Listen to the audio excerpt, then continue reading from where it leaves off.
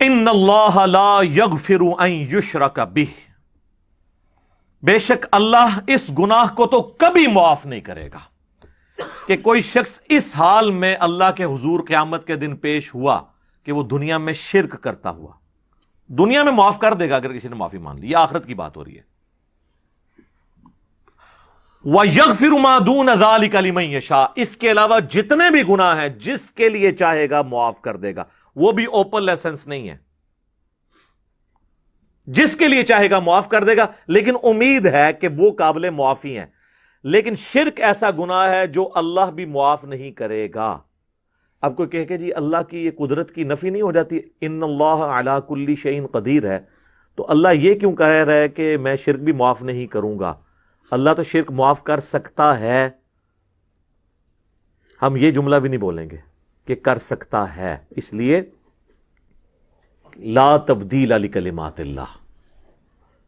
جو اللہ کی وعیدیں ہیں نا وہ اللہ کے فیصلے ہیں. یہ بہت سخت معاملہ ہے. اللہ کے کلمات نہیں بدلتے.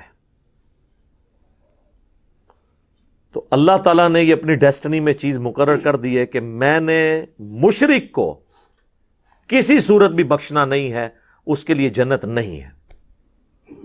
ہاں اس کے علاوہ کوئی گناہ ہے وہ جس کے لیے چاہے گا معاف کر دے گا، اور وہ بھی اوپن لائسنس نہیں ہے. اور اس میں آپ کو ایک گناہ کے حوالے سے بتا دوں. سنن نبی داؤد میں حدیث ہے، نبی صلی اللہ علیہ وآلہ وسلم نے فرمایا کہ 2 گناہ ایسے ہیں جو اللہ تعالیٰ کبھی معاف نہیں کرے گا، باقی ہر گناہ معاف کر دے گا. ایک شرک، اور دوسرا کسی مؤمن کا قتل ناحق. یہ جو اس میں ایک اشارہ تھا نا کہ اس کے علاوہ ہر گناہ چاہے گا، جس کے لیے چاہے گا معاف کر دے گا، تو اس کا کیا مطلب ہے؟ جس کے لیے نہیں چاہے گا نہیں معاف کرے گا. تو اس میں بھی اشارہ موجود ہے، کوئی ایسی چیز بھی ہے کہ جو اللہ تعالیٰ جس پہ گرفت کر سکتا ہے، اور وہ ہے قتل ناحق کسی مؤمن کا. تو اب مجھے بتائیں، جنہوں نے حسین ابن علی اور ان کے ساتھیوں کو ناحق قتل کیا، وہ کس امید پہ بیٹھے ہوئے ہیں؟ اور ان کو جنت کی جھوٹی خوشخبریاں سنانے والے کس امید پہ بیٹھے ہوئے ہیں؟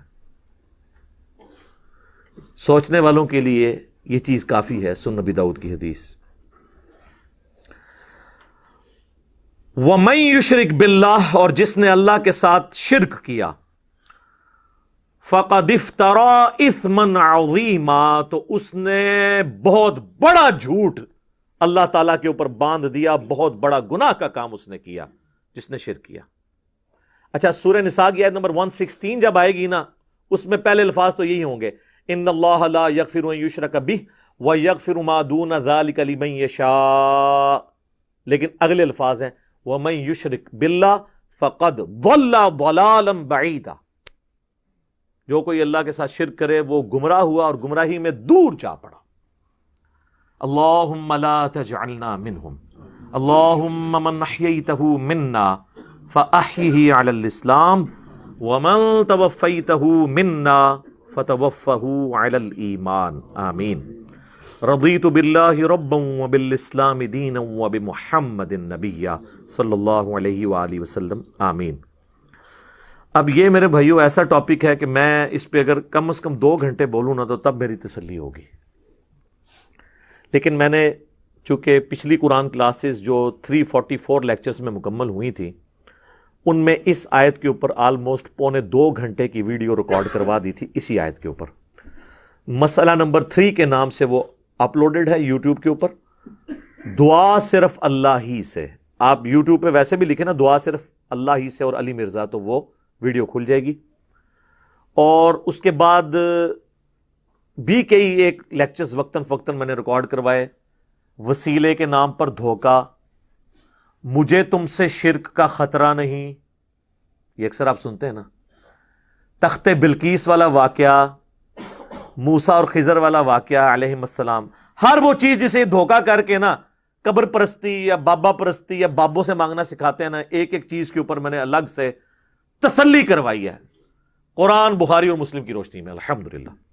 اب وہ سارے لیکچر جمع کریں تو اس ایک آیت پہ کم از کم 10 گھنٹے گفتگو ہو سکتی ہے. لیکن ٹائم تو متحمل نہیں ہے کہ ہم اتنی ڈیٹیل گفتگو کریں. لیکن چند ایک باتیں تو میں ضرور کروں گا. ایک ریسرچ پیپر میں نے اس کے اوپر لکھ دیا 8 صفحوں کا، آپ اہل سنت پاک .com پہ ڈاؤن لوڈ کریں گے دعا صرف اللہ ہی سے. میں نے اس کا نام توحید، شرک اس طرح کا نہیں رکھا کیونکہ لوگ ان ناموں سے چڑھ جاتے ہیں. میں نے وہ چیز اس کے نام پہ رکھی کہ جس کے اوپر لوگ چڑھے نہ. آپ کسی بھی مسلمان سے، خواہ بریلوی ہو، دیوبندی ہو، اہل حدیث ہو، اہل تشیع ہو، جا کے پوچھیں کہ دعا کس سے کی جاتی ہے تو کیا کہے گا؟ اللہ سے. کوئی آپ کو نکھٹو قسم کا بھی بندہ یہ نہیں کہے گا کہ دعا جو ہے وہ کسی فرشتے سے ہو سکتی ہے، کسی جن سے ہو سکتی ہے، کسی پیغمبر سے ہو سکتی ہے. نہیں جی نہیں، نماز تے اللہ دی پڑھی دی ہے، دعا بھی اللہ کو منگی دی ہے. لیکن حالت یہ ہوگی کہ وہ دعا اللہ سے یہ مانگ رہا ہوگا. نماز میں تو قرآن کی وہ آیت سورۃ الفاتحہ کی 4 نمبر آیت کم از کم 17 رکھتے ہیں جو فرض ہیں روزانہ کی، ان میں 17 دفعہ پڑھتا ہوگا ایاک نعبد و ایاک نستعین. اے اللہ عبادت بھی صرف کریں گے اور مدد بھی صرف تجھی سے مانگیں گے. یہ مدد کون سی؟ دعا والی، غائب میں کسی کو پکارنا. ایک تو ہے آپ سامنے بیٹھے ہیں، یہ تو قرآن میں حکم ہے وَتَعَاوَنُوا عَلَى الْبِرِّ وَالتَّقْوَى وَلَا تَعَاوَنُوا عَلَى الْإِثْمِ وَالْعُدْوَانِ. نیکی اور پرہیزگاری کے کاموں میں ایک دوسرے کی مدد کرو، برائی میں مت کرو. یہ تو قرآن میں حکم ہے. میں آپ کو کہتا ہوں مجھے پانی پلا دیں، آپ مجھے پانی پلاتے ہیں، تو یہ قرآن میں حکم ہے کہ آپ نے اسباب اختیار کرنا ہے. لیکن آپ بغداد شریف میں، اجمیر شریف میں، اور وہاں بھی قبر میں دفن ہے، اور آپ مر چکے ہیں، آخرت کی زندگی میں زندہ ہیں، دنیا کی زندگی سے نکل چکے، اور میں آپ سے کہوں کہ پانی پلا دیں، وہی بات، وہی جملہ ایک فریم آف ریفرنس کے بدلنے سے شرک بن جائے گا، کیونکہ آپ غیر اللہ سے دعا مانگ رہے ہیں. ظاہری اسباب میں تو آپ کافر سے بھی مدد مانگ سکتے ہیں. صحیح بخاری میں موجود ہے نبی علیہ السلام جب فوت ہوئے تو آپ کی زرہ بھی ایک یہودی کے پاس گروی رکھی ہوئی تھی، گندم کے عوض، اناج کے عوض. تو آپ نے یہودی سے بھی مدد لی. بعض لوگ کہتے ہیں جی نبی علیہ السلام نے غزوہ خیبر پر مولا علی سے مدد مانگی. بھئی مولا علی سامنے موجود تھے، وہ جتنے صاحب آپ کے ساتھ تھے وہ رسول اللہ صلی اللہ علیہ وسلم کے مددگار تھے دین کے اعتبار سے. لیکن آپ نے خیبر کے موقع پر اپنے چچا کو، جو آرمی چیف تھے غزوہ بدر اور احد میں، حمزہ بن عبد المطلب، جو کہ اللہ کے شیر ہیں اور سید الشہداء ہیں، المستدرک الحاکم میں حدیث موجود ہے، آپ نے یہ تو نہیں کہا المدد یا حمزہ، امیر حمزہ میری مدد کو پہنچے، کیونکہ وہ فوت ہو چکے تھے. جو سامنے موجود تھے انہیں کو بلانا تھا. تو دو چیزوں کو ہی مکس کرتے ہیں. اچھا مجھے بتائیں بارش کون برساتا ہے؟ اللہ. ڈیوٹی کس کی ہے؟ فرشتوں کی. تو ہم کیا بارش اللہ سے مانگتے ہیں یا فرشتوں سے؟ اللہ سے. فرشتوں سے مانگیں گے تو شرک ہو جائے گا. لہذا یہ پتا چلا کہ اگر ڈیوٹیاں بھی لگی ہوئی ہوں، کہنا نا بزرگوں کی ڈیوٹیاں نے، اللہ دا گلا ڈیوٹی کسی کو نہیں پوری ہوئی. جس مزار دا کہندے نا ڈیوٹی ہے، سارے چرسی پوڈری افیمی اسی مزار تک بیٹھے ہوندے نے، اپنے مزار دے اوتے ڈیوٹی نہیں پوری ہو رہی انہاں کولوں.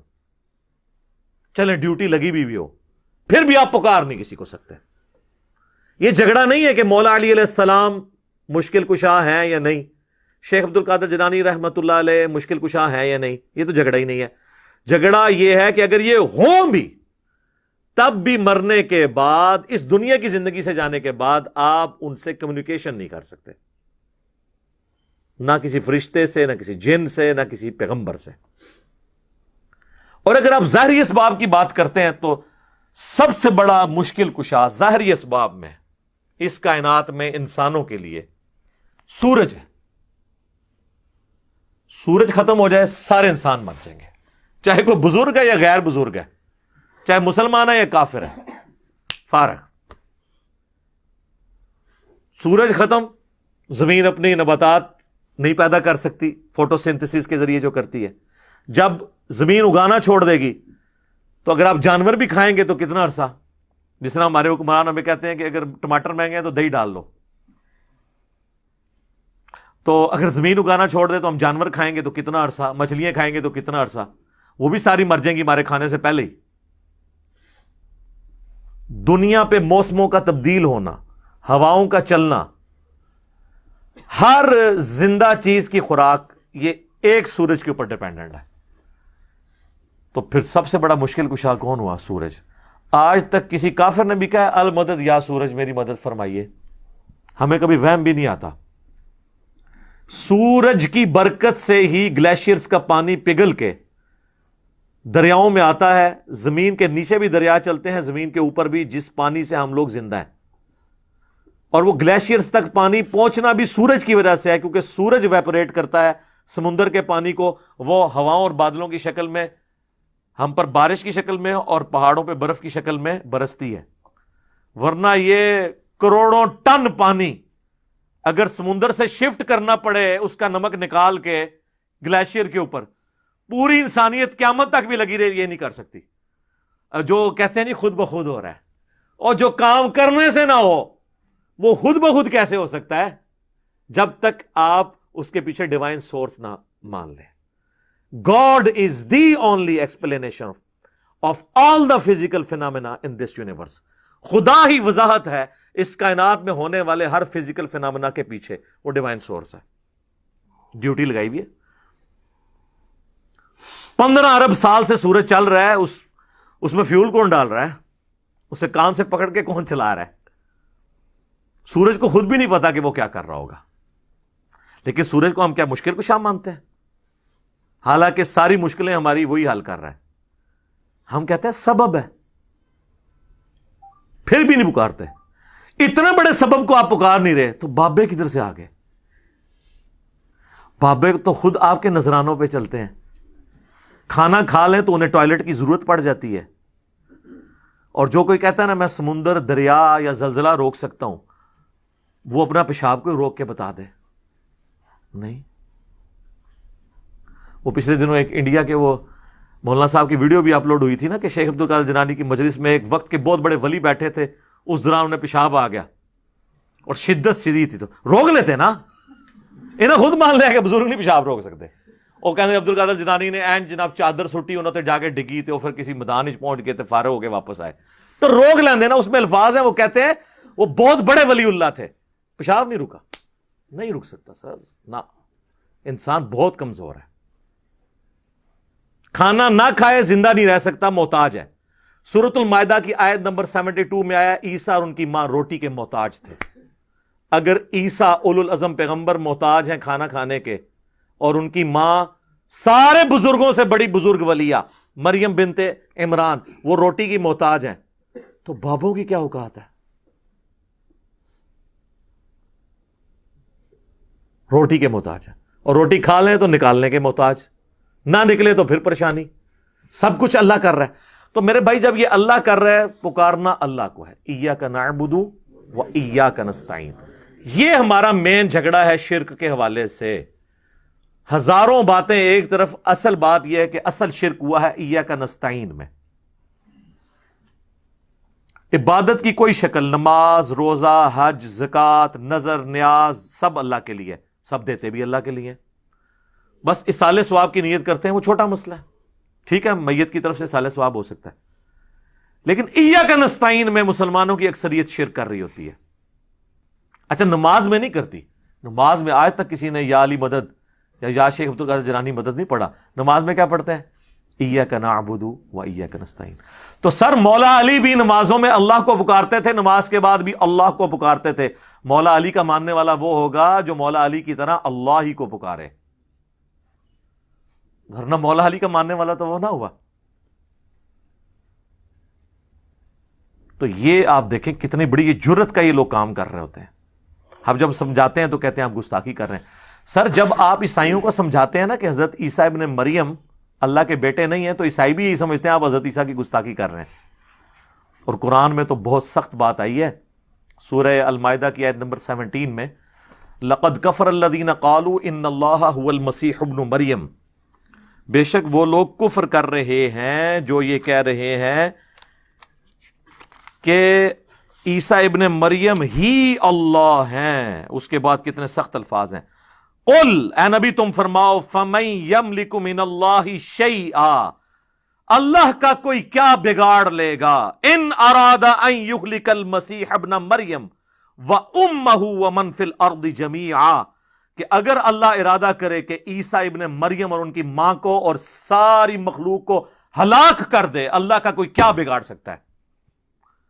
اچھا شرک کیا عیسائیوں نے، مثال دے دی عیسیٰ ابن مریم کی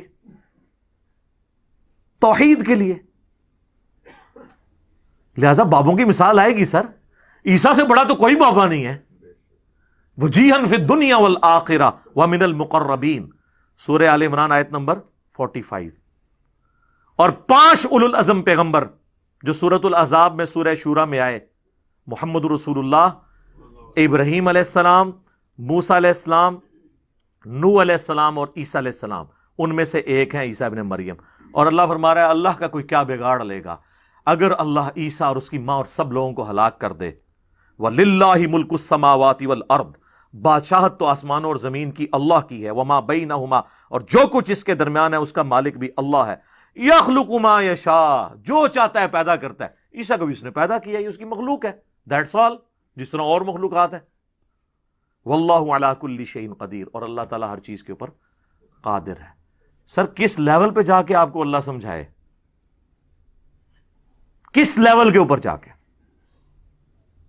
توحید کا معاملہ بہت سینسٹیو ہے. میں اکثر ایک جملہ بولتا ہوں، شرک is the most sensitive issue in the sight of Allah. Allah کے حضور شرک سے زیادہ کوئی حساس معاملہ نہیں ہے. اس لیے تو یہ آیت آئی ہے کہ اللہ نے ہر گناہ معاف کر دینا لیکن یہ معاف نہیں کرنا.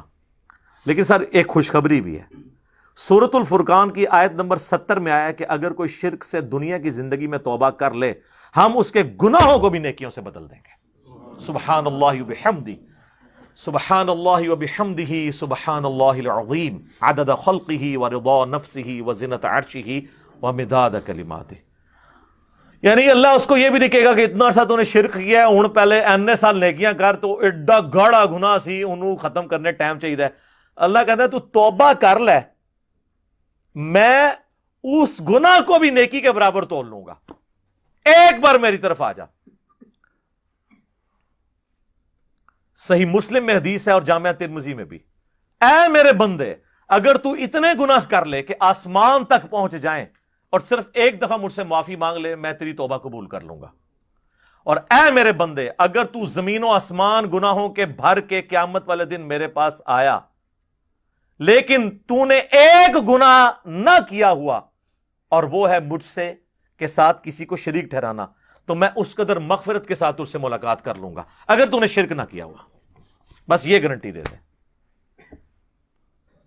ایک تو موٹا موٹا شرک ہے نا، ویسے تو خواہش نفس کو بھی شرک کہا گیا. افرائیت من اتخذ الہہ ہوا، بھلا اس شخص کو دیکھا جس نے اپنی خواہش نفس کو اپنا خدا بنا لیا. وہ بھی چھوٹا شرک تو ہے. فجر کے وقت اذان کی آواز سن کے مسجد میں نہ جانا اور اپنے نفس کی پیروی کرنا یہ بھی شرک کی ایک فارم ہے. اسی لیے ابراہیم علیہ السلام کو سب سے بڑی جو ڈگری قرآن میں اللہ نے دی ہے نا وہ کیا ہے؟ وما کان من المشرکین، وہ مشرک نہیں تھے. آپ بندہ کہتا ہے یار یہ کون سی ڈگری ہے، مشرک تو میں بھی نہیں ہوں.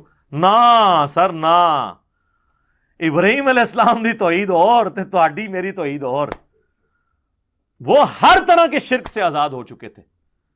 سر اس سے بڑی کیا بات ہوگی؟ اللہ نے قرآن پاک میں فرمایا کہ سورۃ البقرہ میں کہ جب جب ابراہیم کو اس کے رب نے آزمایا تب تب وہ آزمائش میں پورا اترا. اور سورۃ النجم میں فرمایا ابراہیم وہ ہے جو ہم سے وفا کرنے والا ہے. اور سورہ الصافات میں آیا کہ ہم نے اسے اتنی بڑی آزمائش میں ڈالا کہ اس کے بچے کی قربانی کا اسے حکم دیا تو وہ تیار ہو گیا اس کے لیے. تو انہوں نے بیٹے کو بھی اللہ کے مقابلے پہ کھڑے نہیں ہونے دیا، اس لیے کہا گیا وما کان من المشرکین. یہ کوئی چھوٹی ڈگری نہیں، بہت بڑی ڈگری ہے. تو شرک کا معاملہ بہت سینسٹیو ہے. یہ صحیح مسلم کی میں نے آپ کو حدیث بتائی. ایک اور حدیث ہے صحیح مسلم کے اندر ہی کہ نبی علیہ السلام جب شب معراج گئے تو اللہ تعالیٰ نے ان کو 3 تحفے دیے. نمبر 1 5 نمازیں، نمبر 2 سورۃ البقرہ کی آخری 2 آیات آمن الرسول، اور تیسرا یہ کہ میں گارنٹی دیتا ہوں کہ آپ کا جو امتی شرک نہیں کرے گا نا میں اس کی مغفرت کر دوں گا قیامت والے دن، یعنی at the end of the day اپنا عذاب بھگتنے کے بعد. یہ نبی علیہ السلام کو گارنٹی دی گئی. بخاری اور مسلم دونوں میں حدیث ہے، نبی علیہ السلام نے 3 دفعہ فرمایا جانتے ہو سب سے بڑا گناہ کون سا ہے؟ جانتے ہو سب سے بڑا گناہ کون سا ہے؟ جانتے ہو سب سے بڑا گناہ کون سا ہے؟ صحابہ نے کہا یا رسول اللہ اور اس کا رسول بہتر جانتے ہیں. آپ فرمایا کیا میں تمہیں بتا نہ دوں؟ بتا نہ دوں؟ کہ یا رسول اللہ بتائیں. فرمایا اللہ کے ساتھ شرک کرنا. اور ایک اور حدیث ہے بخاری اور مسلم کی، اس میں بھی یہی الفاظ ہیں، لیکن اس میں الفاظ ہیں کہ تم اللہ کے ساتھ شرک کرتے ہو حالانکہ اس نے تمہیں پیدا کیا ہے۔ پیدا کرنے والا اور پیدا ہوا برابر نہیں ہو سکتے۔ سر اللہ ہی ہے جو پیدا کرنے والا ہے، باقی سب پیدا ہوئے ہیں، تو وہ اللہ کے مقابلے پہ کیسے آ سکتے ہیں؟ نیور، کبھی نہیں آ سکتے۔ صحیح بخاری اور مسلم میں ایک اور حدیث ہے، معاذ ابن جبل کہتے ہیں کہ میں نبی الاسلام کے پیچھے ایک دفعہ سواری پہ گدھے پہ بیٹھا تھا، آپ کے اور میرے درمیان بس ایک پالان کی لکڑی تھی، یعنی آپ علیہ السلام نے اپنے پیچھے وہ ایک چھوٹی سی لکڑی رکھی ہوئی تھی کمر کو سپورٹ دینے کے لیے۔ اب وہ یہ نقشہ اس لیے کھینچ رہے تھے اپنا رسول اللہ سے قرب بتانے کے لیے کہ میری خوش نصیبی ہے کہ حضور گدھے پہ بیٹھے ہیں آگے، اور میرے اور نبی علیہ السلام کے درمیان صرف ایک لکڑی کی وہ پالان کی ڈنڈی ہے لکڑی کی۔ سر آپ ذرا خوش نصیبی کا لیول دیکھیں۔ اور نبی علیہ السلام سواری پہ مجھ سے ارشاد فرماتے ہیں معاذ، تو کہتے ہیں میں نے کہا یا رسول اللہ حاضر ہوں، حکم کیجئے۔ پھر حضور نے دوسری دفعہ کہا اے معاذ، پھر انہوں نے کہا یا رسول اللہ میں حاضر ہوں، تیسری دفعہ بھی اس طرح کہا۔ پھر حضور نے، یعنی یہ اس لیے آپ کرتے تھے کہ کسی کو اٹینٹو کریں کہ میں آپ کو بہت بڑی بات کرنے لگوں۔ تو میں معاذ جانتے ہو کہ اللہ کا اپنے بندوں پہ کیا حق ہے؟ کہ رسول اللہ اور اس کا رسول بہتر جانتے ہیں۔ فرمایا کہ اللہ کا اپنے بندوں پہ یہ حق ہے کہ وہ صرف اسی کی عبادت کریں اور اس کے ساتھ کسی کو شریک نہ ٹھہرائیں۔ تو پھر نبی الاسلام خاموش ہو گئے، سواری تھوڑی آگے گئی، پھر آپ نے کہا معاذ کہ یا رسول اللہ حاضر، لبیک یا رسول اللہ، یہ الفاظ ہیں، یا رسول اللہ حاضر ہوں۔ پھر کہا معاذ لبیک یا رسول اللہ، 3 دفعہ۔ پھر جانتے ہو جو بندہ یہ کر لے کہ وہ شرک نہ کرے اور اللہ کی ہی عبادت کرے، اس بندے کا اپنے رب پہ کیا حق ہے؟ ہائے ہائے ہائے ہائے، بندے کا کیا حق ہو سکتا ہے؟ بندے کی کیا اوقات ہے؟ لیکن اللہ نے انسان کو یہ عزت دی ہے کہ جو شرک نہیں کرتا اور صرف اس کی عبادت کرتا ہے وہ پھر اللہ پہ حق رکھتا ہے کہ ایسے بندے کو اللہ عذاب نہ دے اور قیامت والے دن بخش دے۔ یہ ہے اس بندے کا حق اپنے رب کے اوپر۔ اللہم اجعلنا منہم، آمین۔ اللہم انا نسألک جنت الفردوس مع النبیین والصدیقین والشہداء والصالحین، آمین۔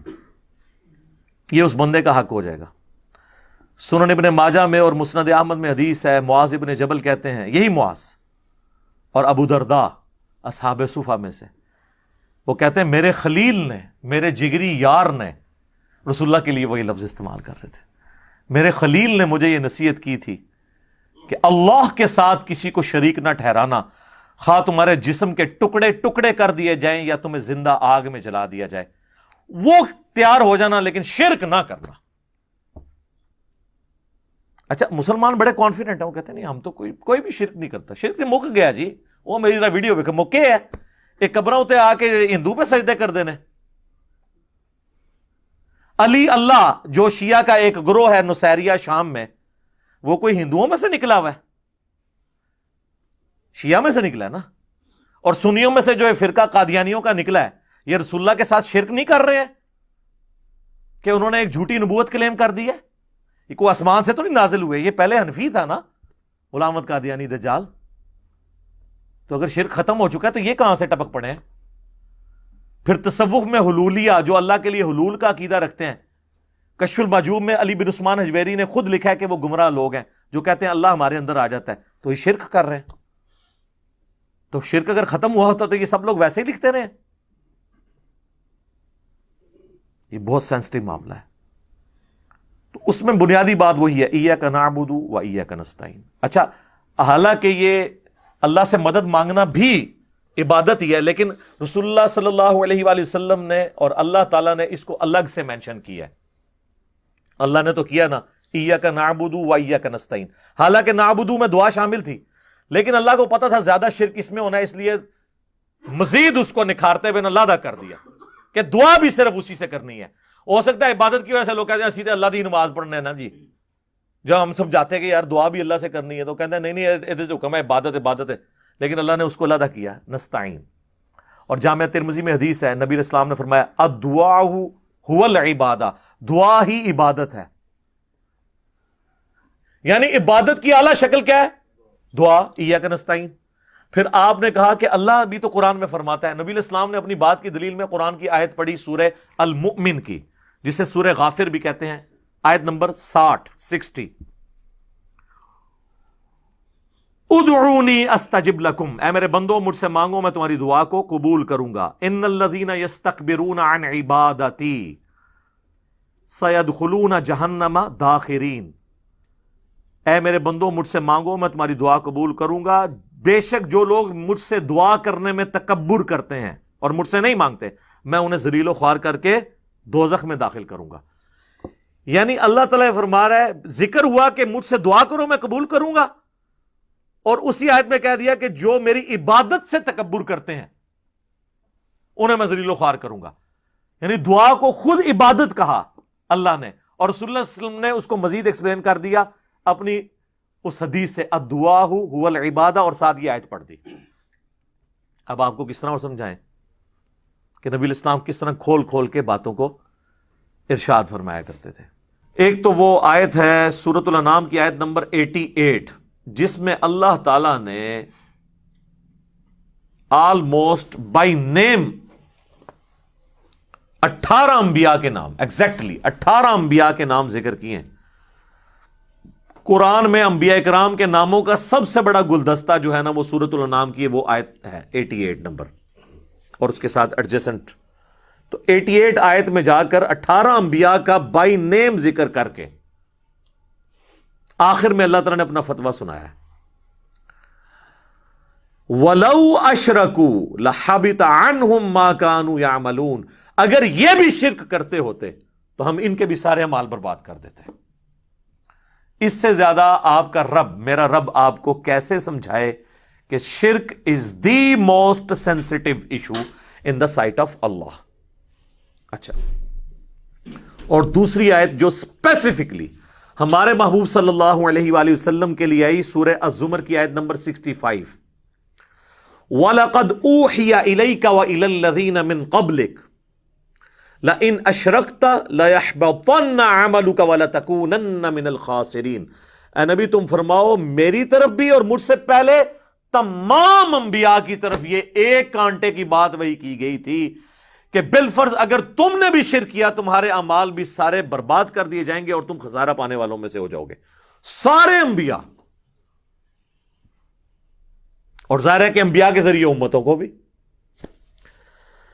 اور پھر سر جس شان سے عیسیٰ ابن مریم کا خطبہ آیا نا جی سورہ المائدہ کی آیت نمبر 72 میں، چونکہ اس وقت انسانیت میں سب سے بڑا شرک بت پرستی کے نام پہ نہیں ہے، ایک پیغمبر کے نام پہ کھڑا ہوا ہے۔ یار بت پرست تو اس وقت دنیا میں ہارڈلی 80-90 کروڑ ہوں گے، وہ بھی آستہ آستہ سیکولر ہی ہو گئے ہیں، لیکن 2.25 ارب کرسچنز شرک کر رہے ہیں ایک پیغمبر کے نام کے اوپر، اس میں پیغمبر کا کوئی قصور نہیں ہے، جیزس کرائسٹ نے کبھی ان کو شرک تعلیم نہیں کیا۔ تو اللہ تعالیٰ نے کرسچنز کو سمجھانے کے لیے اور عیسیٰ ابن مریم کی صفائی کے لیے، ان کی طرف سے صفائی پیش کرنے کے لیے قرآن حکیم میں سورۃ المائدہ کی آیت نمبر 72 میں ارشاد فرمایا، لَقَدْ كَفَرَ الَّذِينَ قَالُوا إِنَّ اللَّهَ هُوَ الْمَسِيحُ ابْنُ مریم، بے شک وہ لوگ کھلا کفر کر رہے ہیں جو کہتے ہیں کہ اللہ ہی عیسیٰ ابن مریم ہے، نعوذ باللہ۔ یہ پروٹیسٹنٹ کا یہ عقیدہ ہے کہ اللہ عیسیٰ کی شکل میں دنیا میں اترا ہے۔ آگے چل کر 73 نمبر آیت میں اللہ تعالیٰ نے کیتھولک کی بھی نفی کی ہے، لَقَدْ كَفَرَ الَّذِينَ قَالُوا إِنَّ اللَّهَ ثَالِثُ ثَلَاثَةٍ، بے شک وہ بھی کھلا کفر کر رہے ہیں جو کہہ رہے ہیں 3 خداؤں میں سے ایک ہے اللہ، یعنی گاڈ دا ہولی فادر، اور جبرائیل دا ہولی گوسٹ، اور عیسیٰ ابن مریم دا ہولی سن۔ نبی علیہ السلام کے مبارک زمانے میں حضرت مریم کو ٹرینٹی میں شامل کیا گیا تھا، آج کی جو عیسائیت ہے اس میں حضرت مریم کو نکال کے حضرت جبرائیل کو ڈال دیا انہوں نے۔ بہرحال اللہ نے کہا یہ کفر ہے۔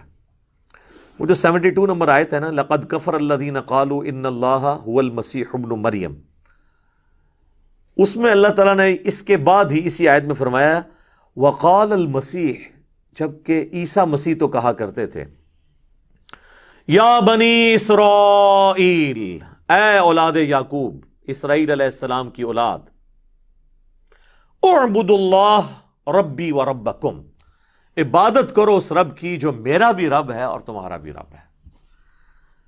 انہ من یشرک باللہ، بے شک جس نے اللہ کے ساتھ شرک کیا، انہ من یشرک باللہ فقد حرم اللہ علیہ الجنہ ومأواہ النار وما للظالمین من انصار، ایسے شخص پہ اللہ نے جنت حرام کر دی ہے اور اس کا قیامت کے دن ٹھکانہ آگ ہوگا اور وہاں اس کا کوئی مددگار نہیں ہوگا۔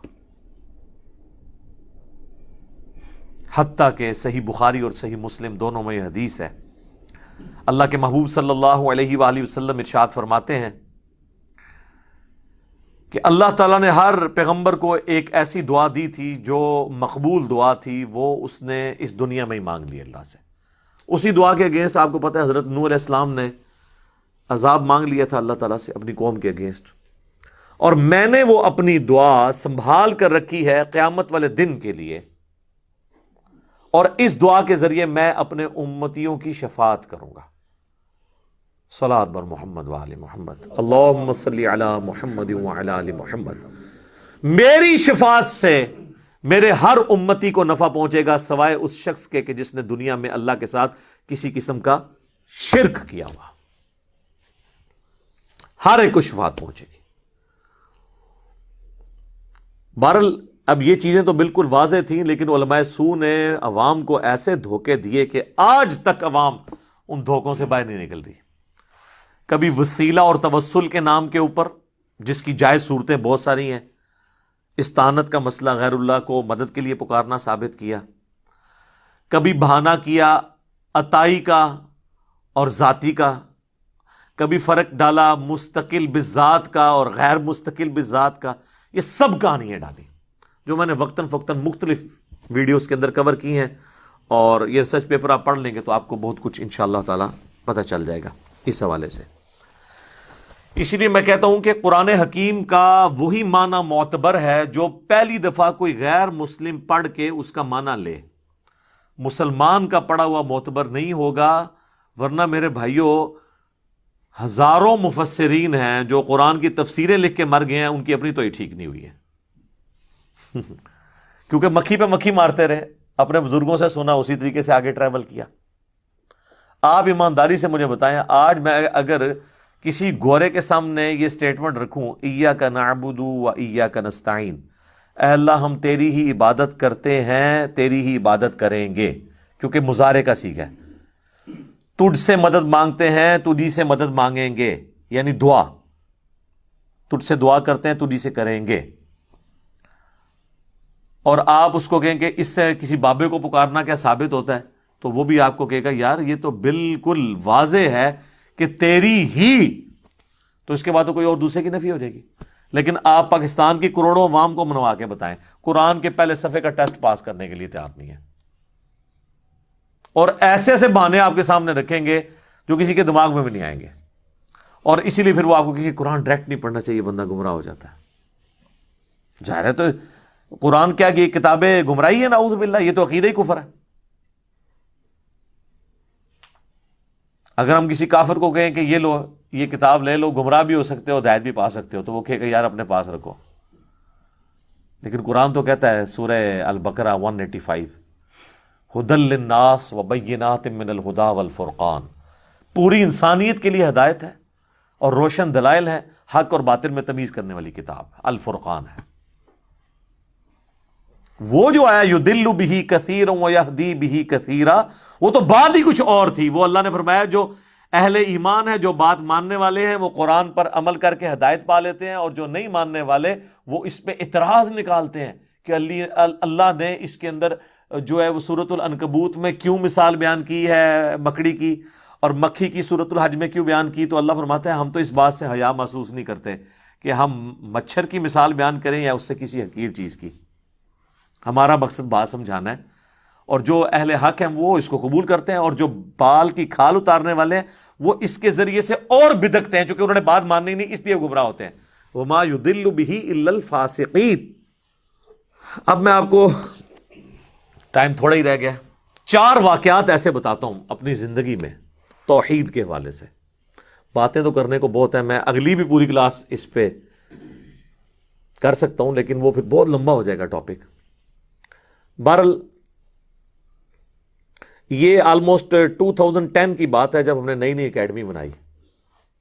اس وقت تو ہم چند ایک لوگ ہی تھے، اور کبھی کبھار کوئی ہمارے دوستوں میں سے کسی کو پکڑ کے بھی لے آتا تھا کہ جی ان کے ساتھ آپ علمی کوئی مجادلہ کر لیں، جسے مناظرہ کہتے ہیں علماء. تو وہ ایک دفعہ ایک بھائی ایک شیعہ ذاکر کو لے کے آ گئے اور موضوع طے پایا یا علی مدد کے اوپر. بھئی ہمیں لبیک یا رسول اللہ، لبیک یا حسین، لبیک یا علی کہنے سے کوئی ہمیں چڑ نہیں ہے، محبت کے اظہار میں آپ کر لیں، لیکن ونس آپ ان کو مدد کے لیے پکاریں گے تو ہم کہیں گے ایاک نعبد و ایاک نستعین کی وائلیشن ہو گئی ہے. یہ ہمارا اختلاف ہے. ہمارا یہ جھگڑا نہیں ہے کہ مولا علی مشکل کشا آج کی ڈیٹ میں بھی ہیں یا نہیں.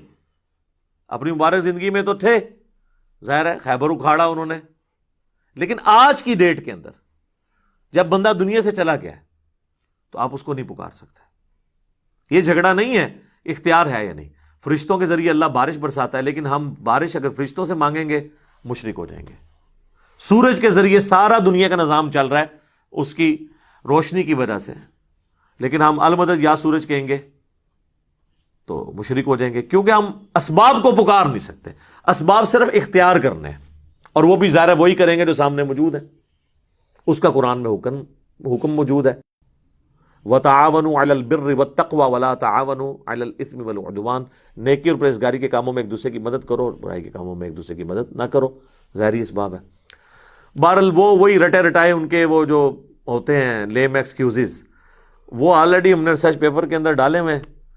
تو وہ آئے تو وہ کہتے ہیں جی غیر اللہ سے مدد مانگنا آپ کس طرح شرک کہتے ہیں. میں نے کہا ہم کہتے ہیں غیر اللہ سے مدد جو سامنے ہے آپ لے سکتے ہیں، نہ ہم غیر اللہ کو پکارنے کو شرک کہتے ہیں، نہ ہم یہ کہتے ہیں کہ کوئی شخص دور سے نہیں سن سکتا، اللہ چاہے تو سنا سکتا ہے. حضرت سلیمان علیہ السلام کو کیڑی کی آواز سنوا دی تھی، ہمیں تو کوئی حرج نہیں ہے.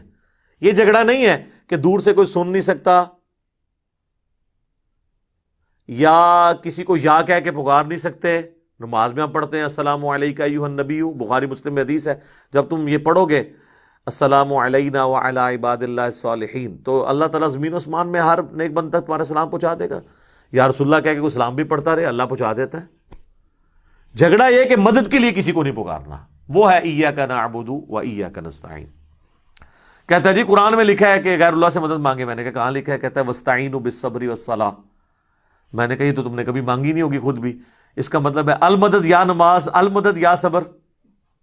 سوچ میں پڑ گیا. میں نے کہا اگلا حصہ پڑھو، ان اللہ مع الصابرین، بے شک اللہ صبر کرنے والوں کے ساتھ ہے.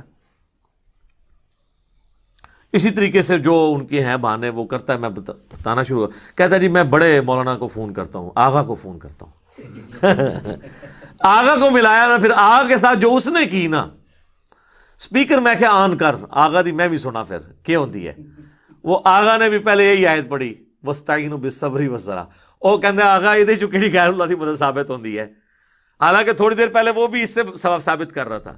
وہ جو بات کرتا جائے، تو میرے ساتھ چونکہ بات کر چکا تھا، اینڈ پہ یہ حال ہوا اس کا. انہوں نے کہا جی یہ تو ہمارے پاس تو کوئی، ہمارے بڑوں کے پاس جواب ہی نہیں. میں نے کہا جواب تو ہوتا ہے جب کوئی مسئلہ ہو. یہ تو بالکل واضح ہے ایک چیز توحید کے معاملے میں. تو یہ ایک میری زندگی میں ایک اچھے واقعات میں سے ایک واقعہ. ایک دوسرا واقعہ میں آپ کو سناتا ہوں. یہ آلموسٹ بات ہے 2012 کی. ہم لوگ I-10 کی مسجد میں نماز ان دنوں پڑھتے تھے، دارالاسلام مسجد اہل حدیث کی، اور پاس ہمارا ایک مکان ہم نے کرائے پہ لیا تھا، بیچلرز رہتے تھے ہم. تو وہاں پہ ایک شیعہ عالم تھے، محقق عالم، ذاکر نہیں عالم، فوت ہو گئے ہم، اللہ تعالیٰ ان کی مغفرت کرے. بڑا ان کے ساتھ میرا اچھا ایک تعلق تھا، شجاع عباس صاحب. تو انہوں نے مجھے اپنے گھر بلایا کہ جی آئیں افطار وغیرہ ہمارے ساتھ کر لیں. میں نے کہا ٹھیک ہے. 2-3 دوستوں کے ساتھ وہاں 7-8 ہمارے بھائی بیٹھے ہوئے تھے جو اہل تشیع مکتب سے تھے. تو کہنے لگے انجینئر صاحب آپ بڑی مدلل گفتگو کرتے ہیں، اور توحید کے معاملے میں آپ کے ساتھ ایگری کرتا ہوں، میں بھی صرف اللہ ہی کو پکارتا ہوں، لیکن آپ یہ نہ کہا کریں کہ یا علی مدد شرک ہے. آپ یہ کہا کریں کہ یہ بھی جائز ہے، لیکن بہتر ہے کہ اللہ کو پکارا جائے. میں نے کہا یار توحید کے اوپر تو کمپرومائز نہیں ہو سکتا. حسین ابن علی نے گردن کٹائی ہے تو توحید کے لیے. ہمارے محبوب صلی اللہ علیہ وآلہ وسلم نے اگر تکلیف اٹھائی ہیں اور سارے نبیوں نے وہ توحید کو اسٹیبلش کرنے کے لیے. تو میں نے کہا یہ واضح ہے ایاک نعبد و ایاک نستعین. تو کہتے ہیں جی اس میں تو ہے کہ تیری عبادت کرتے ہیں تجھی سے مدد مانگتے ہیں, یہ تو نہیں ہے کہ کسی اور سے نہیں مانگتے. دیکھیں ایک پڑھے لکھے بندے کو زیب دیتا ہے کہ جب تجھ سے ہی کا یہ مطلب. میں نے خیر for the sake of argument میں نے کہا ایگری کرتا ہوں آپ کے ساتھ. میں نے کہا میرے بھائی قرآن لے کے آئیں, اور میں نے کہا یہ آپ کی جو آڈینس ہے نا, آپ کے اسٹوڈنٹس جو بیٹھے ہیں ادھر, یہ فیصلہ کریں گے. میں آپ کو قرآن سے ایک آیت ایسی نکال دیتا ہوں جس میں لکھا ہے کہ اور کسی سے نہیں مانگنا. کہتے ہیں کدھر لکھا ہے؟ میں نے کہا لائیں آپ. وہ لے کے میں نے کہا جناب سورہ نمل کھولیں, پارہ نمبر 20 کا پہلا صفحہ نکالیں اور اس میں آیت نمبر 62 آپ پڑھیں. اعوذ باللہ من الشیطان الرجیم بسم اللہ الرحمن الرحیم. امن یجیب المضطر اذا دعاہ. بھلا بتاؤ تو کون ہے جو مصیبت اور پریشانی میں گھرے ہوئے شخص کی فریاد کو, دعا کو سنتا ہے. وَيَكْشِفُ السُّوءَ, اور اس سے اس کی برائی کو, تکلیف کو دور کر دیتا ہے. وَيَجْعَلُكُمْ خُلَفَاءَ الْأَرْضِ, اور تمہیں خلیفہ کرتا ہے زمین پہ اگلوں کا. یعنی تمہارے ماں باپ مرتے ہیں تو تم خلیفہ بنتے ہو, تم مرو گے تمہاری اولاد. اِلَٰهٌ مَعَ اللَّهِ, کیا اللہ کے ساتھ اور الہ بھی ہے جس کی یہ کوالٹی ہو کہ وہ مشکل اور پریشانی میں گھرے ہوئے شخص کی فریاد کو سنے اور اس کی تکلیف کو دور کرے. قَلِيلًا مَا تَذَكَّرُونَ, لیکن نصیحت تو بہت کم ہی تم حاصل کرتے ہو. تو میں نے کہا کہ اللہ تعالیٰ نے اس میں فرما دیا ہے کہ اللہ کے سوا اگر کسی اور ہستی کے بارے میں یہ تمہارا عقیدہ ہے نا کہ وہ تمہاری تکلیف دور کرتی ہے اور دعا کو سنتی ہے, تو گویا وہ الہ ہے تمہارا دوسرا, جعلی الہ تم نے بنایا ہوا ہے. چاہے کوئی پیغمبر ہو, فرشتہ ہو, جن ہو, بزرگ ہو یا بابا ہو, وہ گویا آپ نے الہ بنا لیا. میں نے کہا جی بتائیں, یہ میں نے ترجمہ ٹھیک کیا. ماشاءاللہ ان کو فارسی بھی آتی تھی, عربی بھی آتی تھی, انگلش بھی آتی تھی, اردو بھی. بیسیکلی وہ انڈین کشمیر کے رہنے والے تھے.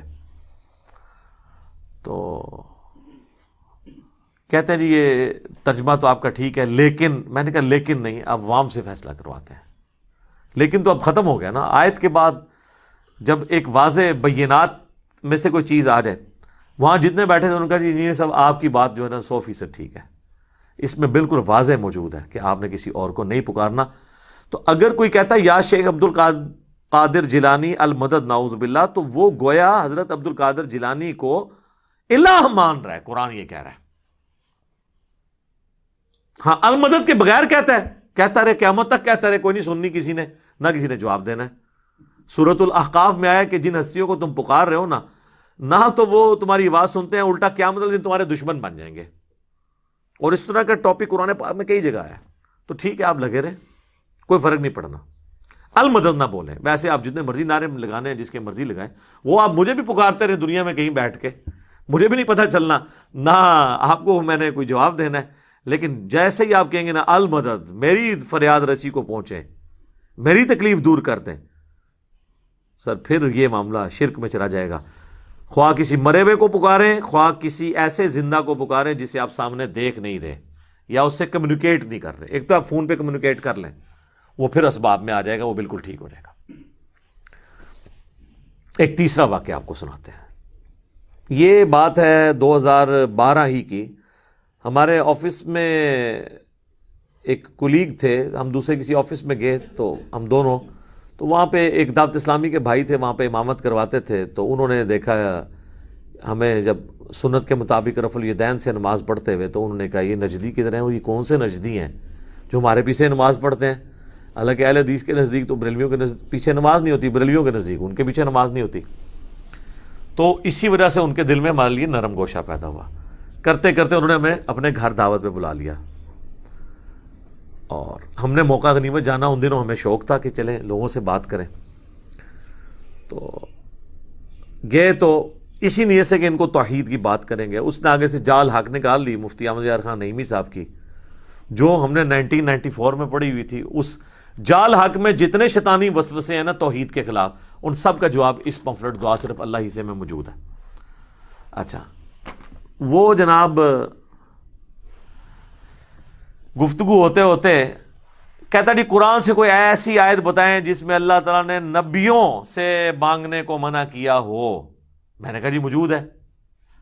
کہتا جی کدھر؟ میں نے کہا سورۃ المائدہ کی آیت نمبر 75. مل مسیح ابن مریم الا رسول، عیسیٰ ابن مریم تو نہیں تھے مگر ایک رسول ہی.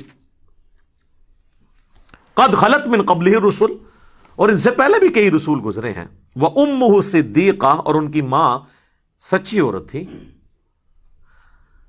بیٹا اولو العزم پیغمبر، 5 پیغمبروں میں سے محمد رسول اللہ، ابراہیم خلیل اللہ، موسیٰ کلیم اللہ اور نوح صفی اللہ اور عیسیٰ روح اللہ. یہ 5 اولو العزم پیغمبر ہیں جو سورہ الشورى اور سورۃ الاحزاب میں اللہ نے بتائے ہیں.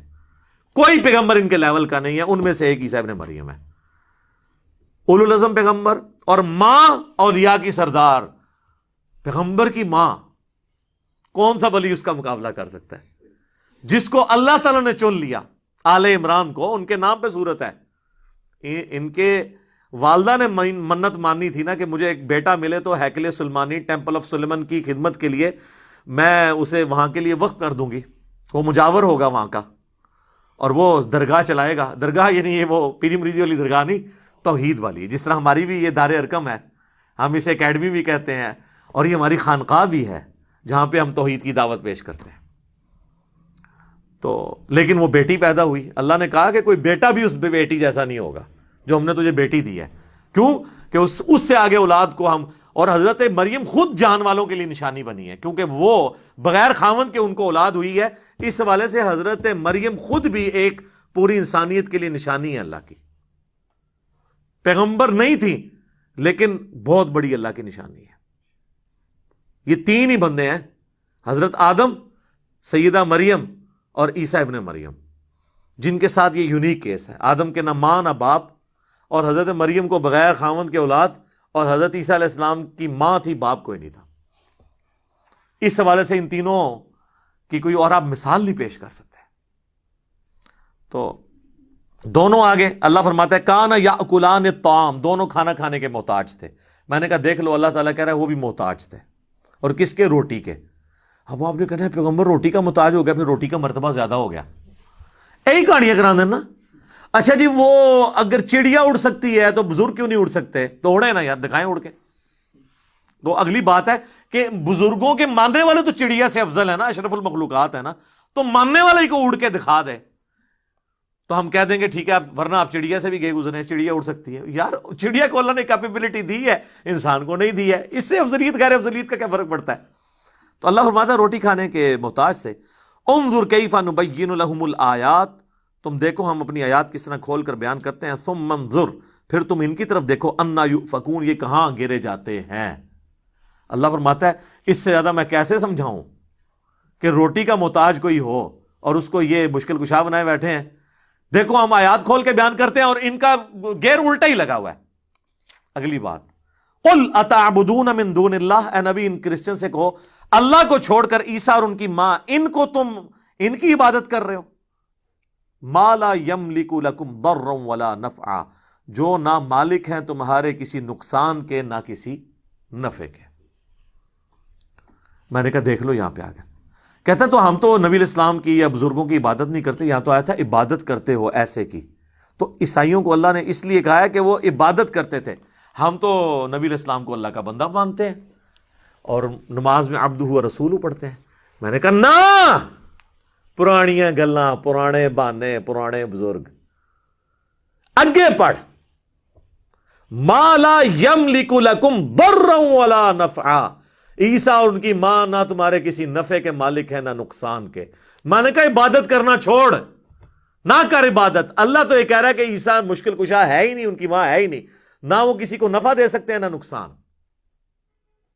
ساتھ ہی چپ کر گیا وہ بندہ. کیوں کہ جال حق میں صرف پہلے وسوسے کا جواب تھا، دوسرے کا ان کے پاس بھی نہیں تھا. اس لیے اس نے بڑے کانفیڈنس سے جواب دے دیا کہ میں فوراً کہا. اور میں پہلے ہی سوچ رہا تھا کہ جب میں آیت پڑھوں گا تو آگے یہ کہے گا. سر مجھ سے زیادہ کون بریلویت جانتا ہے؟ 31 سال تھوڑا شرک پھیلایا ہم نے.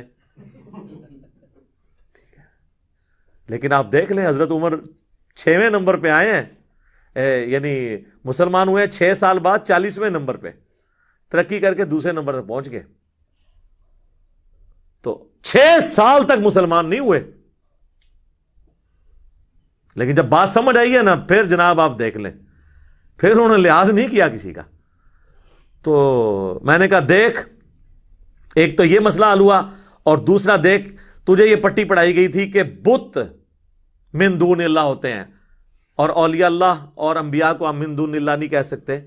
تو دیکھ یہاں پہ اللہ نے عیسیٰ اور ان کی ماں کو بھی کہا ہے قل اتعبدون من دون اللہ، اللہ کو چھوڑ کر یہ ہستیاں. تو من دون اللہ پیغمبر بھی ہو سکتے ہیں جب کہ ان کو اللہ کے مقابلے پر کھڑا کیا جائے. اچھا اس میں پیغمبروں کا قصور نہیں ہے، ویسے ہم بھی مانتے ہیں کہ وہ اللہ کی پارٹی ہیں، حزب اللہ ہیں پیغمبر، اور جو شیاطین ہیں وہ اور ان کے فالورز وہ حزب الشیطان ہیں، ان معنوں میں وہ اللہ کی پارٹی ہیں. لیکن جب توحید کا معاملہ آئے گا نا، پھر جو پیغمبر بھی سامنے کھڑا کیا جائے گا نا، تو پھر اللہ تعالیٰ اس چیز کا بھی لحاظ نہیں کرے گا. اور سورۃ المائدہ کی آپ آیت نمبر 17 میں دیکھیں نا، اللہ تعالیٰ فرماتا ہے لقد کفر الذین قالوا ان اللہ هو المسیح ابن مریم، بے شک وہ کفر کر رہے ہیں جو کہہ رہے ہیں کہ عیسیٰ ابن مریم ہی اللہ ہیں.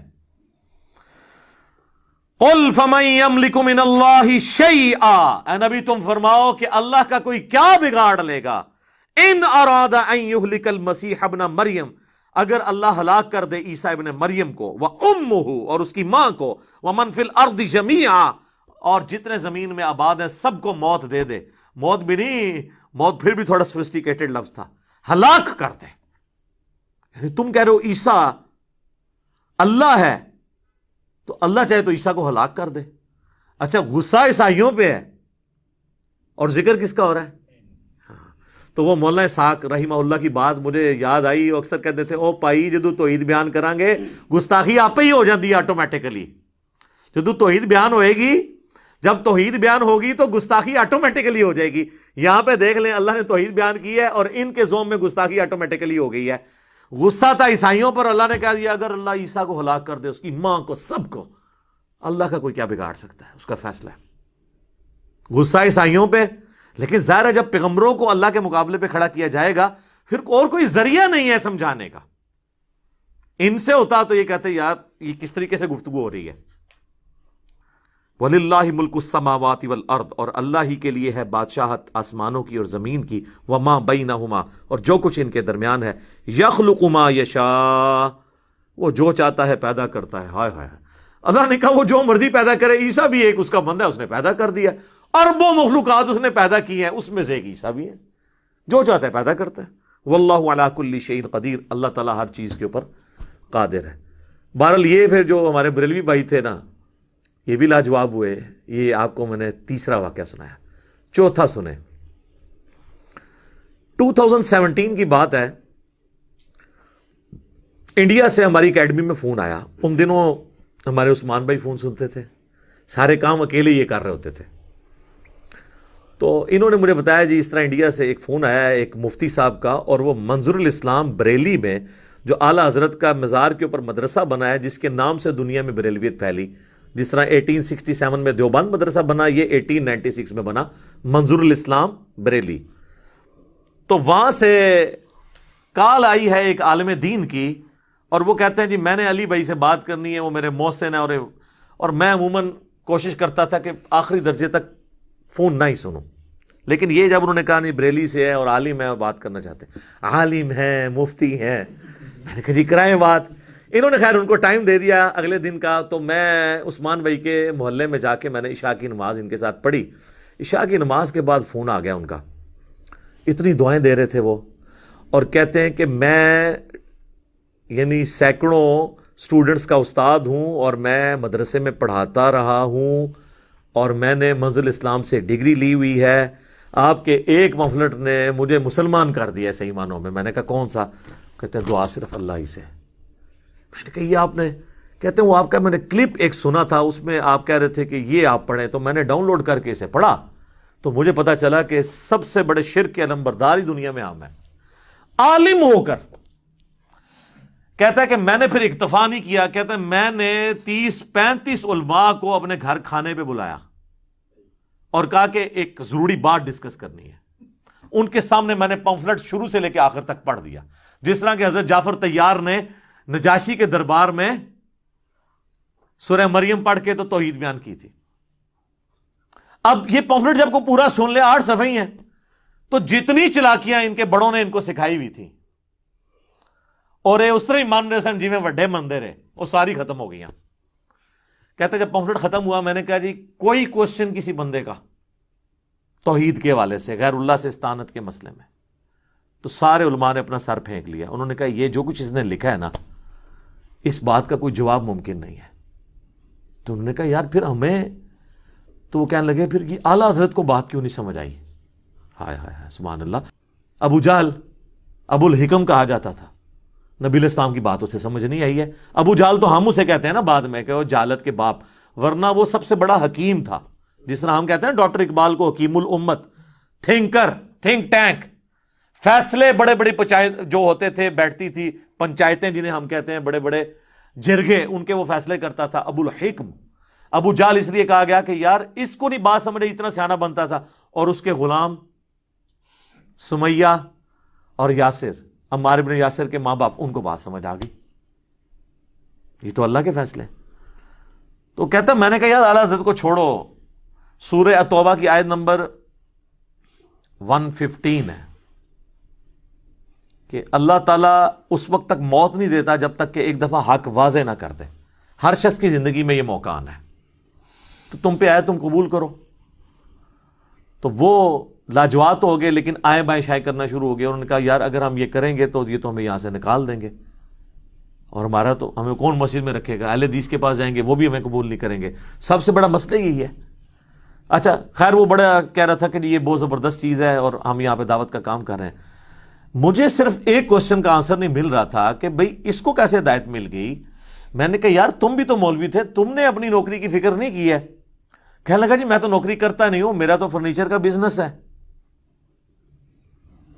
ہاں, تو اس لیے مجھے آخرت کی فکر اپنی تھی. اگر میں بھی مسجد یا کا وہ والا ہوتا, وہ والنٹیئرلی پڑھاتا تھا بچوں کو. تو کہتا ہے میں اس سے کماتا نہیں ہوں, میرا اپنا بزنس ہے, میں اس سے کھاتا پیتا ہوں, مجھے کوئی پرواہ نہیں, کوئی مجھے مدرسے سے نکال دے تو میری روٹی تو نہیں بند ہونی. تو وہ جو میں بار بار کہتا ہوں نا, میری روٹی دین کے ساتھ نہیں جڑی ہوئی, میں دین سے کو بیچ کر اپنے لیے 1 روپیہ کمانا بھی حرام سمجھتا ہوں. کیوں کہ جب روٹی دین کے ساتھ جڑ جائے گی پھر آپ کو کوئی حق بات نہیں بتائے گا, کیونکہ اسے فکر پڑ جائے گی کہ میرے ساتھ کیا بننا ہے.